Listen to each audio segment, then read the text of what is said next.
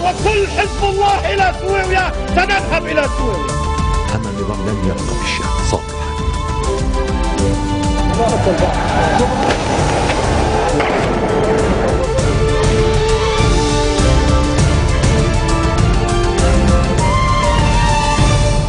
Bonjour à tous et merci de nous rejoindre sur Futur TV pour cette nouvelle édition de la rédaction. Voici les titres de ce journal. Liban, la séance parlementaire reportée pour la 4e fois, faute de quorum. La prochaine session est fixée au 23 septembre. On en sait un peu plus sur la tentative d'attentat avorté à Nermé. Un Libanais et 2 Palestiniens ont été arrêtés dans le cadre de l'enquête. L'armée égyptienne arrête le guide suprême des frères musulmans. La confrérie désigne dans la foulée un nouveau chef par intérim. Et à suivre également dans cette édition, l'ancien président pakistanais Pervez Musharraf, inculpé du meurtre de Benazir Bhutto. Il nie toutes les accusations portées contre lui. 4e report consécutif donc des séances parlementaires prévues aujourd'hui et demain, faute de quorum. L'Alliance du 14 mars et le courant patriotique libre insistent que la Chambre ne peut légiférer alors que le gouvernement est démissionnaire. Ceci constituerait, selon eux, une entorse grave à la Constitution. Mais ce n'est pas l'avis du président du Parlement, Nabih Berri, et de ses alliés du Hezbollah, pour qui seule la Chambre est souveraine pour fixer l'ordre du jour, sur lequel figurent 45 points. La prochaine séance a été fixée au 23 septembre. La justice libanaise a arrêté 13 suspects dans l'affaire des 2 pilotes turcs enlevés le 9 août sur la route de l'aéroport de Beyrouth. Une mesure qui intervient alors que l'ambassadeur turc au Liban, Inan Ozildiz, a effectué une tournée auprès des responsables libanais. Il s'est entretenu ce matin avec le Premier ministre sortant, Najib Mikati. Le diplomate a ensuite rencontré le ministre sortant de l'Intérieur, Marouane Charbel. Selon l'agence officielle turque Anadolu, le pilote serait détenu dans le quartier de Haye Sharawina à Baalbek, dans la Beka. Son copilote se trouverait, lui, dans le village de Zautar, dans le sud du pays, après avoir passé plusieurs jours dans la banlieue sud de Beyrouth. Les 2 hommes auraient été séparés au moment même de leur enlèvement. L'ambassadrice des États-Unis au Liban, Maura Connelly, a définitivement quitté le pays ce mardi après un mandat de 3 ans. La diplomate avait effectué une tournée d'adieu auprès des principaux responsables libanais. Elle devrait être remplacée par l'envoyé spécial pour le Proche-Orient, David Hale. Et à présent, décryptage de l'actualité locale de ces derniers jours avec Serge Berberi et son invité Georges Salouane, spécialiste de politique libanaise. Bonsoir messieurs. Bonsoir. Bonsoir Monsieur Salouane, merci d'être l'invité de ce journal. Ça fait plaisir de vous retrouver sur ce plateau. Peut-être tout d'abord une réaction au départ de Maura Connelly qui quitte une région, le Liban notamment, et la région en particulier justement plongée dans le chaos. Mais là, c'est toute la région actuellement qui est plongée dans le chaos, aussi bien à partir de la Tunisie jusqu'aux fins de l'Irak. Jusqu'aux frontières de l'Iran même, sans compter l'Afghanistan. Oui, Maura Connelly quitte le Liban en ce moment même, et nous recevons David Hale, qui connaît bien les dossiers de la région. C'est un diplomate. Voilà, c'est un diplomate chevronné, c'est un diplomate de réelle politique, si l'on peut dire. Et je crains que nous devrions aller vers une situation encore plus grave, encore plus tendue, vers une situation d'implosion, hélas, où les Américains ont envoyé un spécialiste de la région pour essayer de gérer la situation pendant les quelques années qui viennent. Les monarchies arabes du Golfe ont dénoncé un discours irresponsable d'Hassan Nasrallah au lendemain de l'attentat à Rouès. Et donc, à votre avis, quel est le message justement que les monarchies du Golfe sont en train de transmettre aux Libanais, à la communauté internationale, en dénonçant ces propos? Écoutez, hélas, Saïd Hassan Nasrallah et le directoire du Hezbollah ont poussé le Hezbollah d'un côté, et même un grand nombre des membres de la communauté chiite libanaise vers les sables mouvants de la guerre de Syrie. Et actuellement, parler de souveraineté de l'État de Syrie est tiré un peu par les cheveux, parce qu'hélas, il n'y a plus d'État syrien, il n'y a plus de, si vous voulez, de nation syrienne en tant que telle, parce que c'est un démembrement total qui sévit. le président Assad, Bachar al-Assad lui-même, devient de plus en plus le chef de la plus forte milice, si je puis dire, sur le sol syrien. Et d'un côté, d'un autre côté, nous avons plusieurs milices qui essayent de mener cette guerre-là, cette guerre fratricide entre Mais justement, les M. Salouane, la communauté internationale, les responsables libanais aussi appellent le Hezbollah à se retirer de Syrie, alors que Hassan Nasrallah menace plus que jamais d'envoyer encore plus de combattants dans le conflit syrien. Écoutez, pour Saïd Hassan Nasrallah, il n'a plus de voie de recours, parce que c'est une question d'existence, aussi bien pour lui que pour le Hezbollah.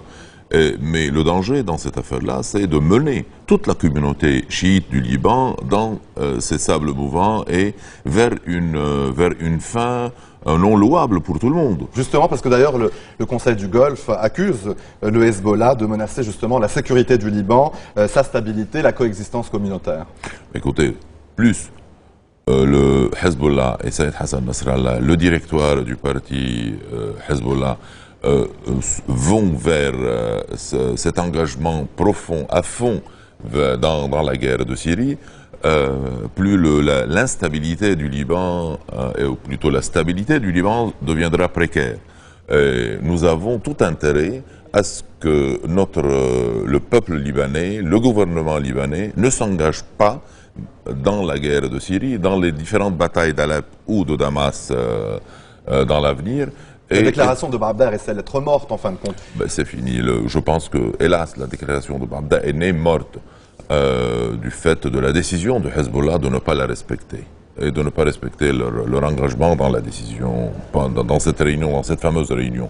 Si le Hezbollah pouvait s'engager dans, si vous voulez, dans la neutralité du Liban dans cette guerre-là, on aurait vraiment prédit un nouvel avenir, un futur très, très joyeux pour le peuple libanais. Mais le Hezbollah n'a pas le choix. Il doit exécuter les ordres, il doit exécuter l'engagement de l'Iran auprès du régime du président Bachar al-Assad. On parle de psychose des attentats au Liban, des menaces, des voitures piégées. À votre avis, un scénario à l'irakienne? C'est ce que je crains le plus. Il ne faut pas aller vers la paranoïa, non, mais ce qui se trame actuellement, c'est ce scénario-là, de façon à plonger le Liban dans une certaine insécurité et essentiellement à pousser le Hezbollah à prendre des mesures inadéquates avec la notion de l'État libanais, la notion de gouvernement libanais, de l'égalité, oui, et essentiellement à le pousser à un clash éventuel au niveau sécuritaire avec l'armée et les forces de sécurité intérieures. Dans ce contexte, les institutions sont plus que jamais bloquées. Le Parlement aujourd'hui n'a pas pu se réunir pour défaut de quorum. Nabi Berri, en tout cas, a annoncé une prochaine séance le 23 septembre. Beaucoup de dossiers sont en suspens, notamment celui de la loi électorale. Écoutez, hélas, depuis la prorogation du mandat du Parlement, la décision a été prise de plonger le Liban non plus dans un statu quo, mais dans l'inertie totale. Le président Berri essaye de pousser le régime libanais, de pousser l'État libanais vers un régime, si vous voulez, de monarchie parlementaire où il serait lui-même le régent jusqu'à la solution du problème et de la guerre de Syrie, parce que nous ne sommes plus dans un état de statu quo hanté, c'est une inertie totale. Et nous n'allons pas sortir de cette inertie que, hélas... Doit-on craindre pour l'échéance présidentielle? Sûrement, parce que là, qui va élire le prochain président? Ce Parlement est-il légitime? Est-il légal? Est-ce que les circonstances futures, essentiellement les événements de Syrie et de la région, oui, pourront-ils pousser vers des élections présidentielles normales?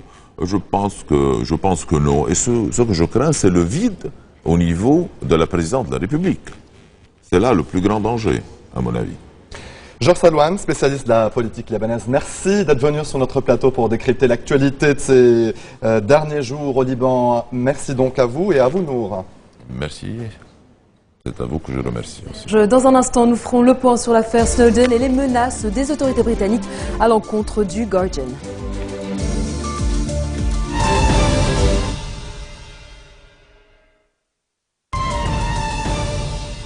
Il était en fuite depuis plus d'un mois. Le guide suprême des frères musulmans, Mohamed Badia, a été arrêté cette nuit au Caire, âgé de 70 ans et à la tête de la confrérie depuis 2010. Il était recherché par la justice égyptienne pour incitation à la violence depuis le 10 juillet, soit une semaine après la destitution de Mohamed Morsi. Cette arrestation est un coup dur porté à l'organisation engagée dans un bras de fer avec l'armée égyptienne. Les violences de ces derniers jours ont fait près de 900 morts, en majorité des militants des frères musulmans. Depuis, plus d'1 millier de partisans de la confrérie ont été arrêtés, dont les cadres les plus importants. À l'instar de Mohamed Badia, ils doivent être jugés à partir du 25 août. Et c'est Mahmoud Azzad qui a été désigné pour assurer l'intérim après l'arrestation du numéro 1. Cet ancien professeur de médecine était jusqu'à présent le secrétaire général de l'organisation. Et puis on reste en Égypte où les dépouilles des 25 officiers de police tués dans le Sinaï ont été rapatriées hier soir sur une base militaire du Caire. Leurs funérailles ont eu lieu dans la foulée, les honneurs militaires ont été rendus. Drapés de la bannière égyptienne, les cercueils étaient portés conjointement par des soldats et des policiers. Cette attaque est la plus meurtrière visant les forces de l'ordre depuis des années. Cela s'est produit alors que les policiers à bord de 2 minibus se rendaient à El Harish, la capitale du Nord Sinaï. Ils ont été pris dans une embuscade tendue par un groupe d'assaillants qui les a attaqués à la roquette. Nouvelle révélation autour de l'affaire Snowden. Le directeur du journal The Guardian révèle que les autorités britanniques l'ont forcé à détruire les documents transmis par Edward Snowden à l'origine du scandale sur les systèmes de surveillance américains. Dans une tribune parue dans son quotidien, Alan Rusbridger explique avoir été contacté le mois dernier par un haut responsable du gouvernement qui l'a menacé de poursuites judiciaires s'il ne se débarrassait pas des documents. Il a fini par céder. Alan Rusbridger décrit une scène digne d'un James Bond. Les disques durs sont détruits dans le sous-sol du journal sous le regard de 2 agents du MI5, l'agence de renseignement britannique. C'est une première pour un ancien chef des armées au Pakistan. L'ancien président Pervez Musharraf a été formellement inculpé du meurtre de sa rivale politique Benazir Bhutto. L'ancienne chef du gouvernement avait été assassinée en 2007 en plein rassemblement politique à Rawalpindi. Placé en résidence surveillée dans sa villa des environs de la capitale Islamabad, Pervez Musharraf s'est présenté au tribunal ce matin sous la protection de la police et de forces spéciales. L'ex-général a nié les accusations dont il fait l'objet, mais il ne pourra plus cette fois éviter un procès. Rentré en mars au Pakistan après 4 années d'exil, il a été rattrapé par plusieurs affaires, dont celle-ci. En bref, dans le reste de l'actualité de ce mardi, le chef du groupe islamiste Boko Haram serait mort. C'est ce qu'a annoncé l'armée nigériane sans en apporter la preuve. Aboubakar Mohamed Sheko aurait été blessé dans un affrontement avec des soldats le 30 juin dernier. Il aurait ensuite été transporté clandestinement au Cameroun où il aurait succombé à ses blessures. Âgé de 44 ans, Sheko était aux commandes de Boko Haram depuis 2009. Sa tête était mise à prix à 7 millions de dollars par Washington. 2 jeunes femmes britanniques comparaissent aujourd'hui au Pérou pour trafic de drogue. Melissa Reed et Michaela Connolly ont été arrêtées à l'aéroport de Lima en possession de 11 kilos de cocaïne alors qu'elles allaient embarquer pour Madrid. Elles affirment avoir été forcées depuis Ibiza en Espagne à partir pour le Pérou et à ramener la cocaïne, tout cela sous la menace d'armes. La valeur de la drogue est estimée à plus de 2 millions de dollars. Elles encourent jusqu'à 15 ans de prison. Pour la première fois depuis 2011, les autorités japonaises ont lancé une alerte nucléaire officielle après une fuite à Fukushima. 3000 tonnes d'eau radioactive se sont répandues dans le sol autour de la centrale accidentée. Le réservoir d'où vient la fuite a été localisé, mais il reste 670 tonnes d'eau contaminée à l'intérieur. Une fuite qui s'ajoute à celle quotidienne d'eau radioactive qui se déverse dans l'océan Pacifique depuis le tremblement de terre et le tsunami de mars 2011. Près d'1 mois après la naissance du Royal Baby, le duc et la duchesse de Cambridge ont dérogé à la tradition en se laissant immortaliser par le père de Kate Middleton. Des photographies diffusées par le palais de Kensington au même moment qu'une interview du prince William à la chaîne américaine CNN. Interview dans laquelle il qualifie son fils, le prince George, de chenapan qui dort peu. Il reconnaît aussi ne pas se lever aussi souvent que son épouse durant la nuit. Et puis puis enfin, les billets de la prochaine Coupe du Monde 2014 au Brésil sont désormais en vente. Un processus long avec 3 phases de vente uniquement sur Internet. Objectif, écouler 3 millions de tickets en moins d'1 an. Les organisateurs tablent sur des demandes très importantes et des tirages au sort devront départager les personnes intéressées. Pour un match de poule, les prix vont de 90 à 175 $. Et si vous voulez assister à la finale du 13 juillet à Maracana, il faudra débourser jusqu'à 1 000 $ pour un seul billet. Donc pour tous les fans de foot, dépêchez-vous de contacter la FIFA. C'est la fin de ce journal. Tout de suite, le rappel des titres qui ont marqué l'actualité de cette journée. Liban, la séance parlementaire reportée pour la 4e fois faute de quorum. La prochaine session est fixée au 23 septembre. On en sait un peu plus sur la tentative d'attentat avorté à Néamé. Un Libanais et 2 Palestiniens ont été arrêtés dans le cadre de l'enquête. L'armée égyptienne arrête le guide suprême des frères musulmans. La confrérie désigne dans la foulée un nouveau chef par intérim.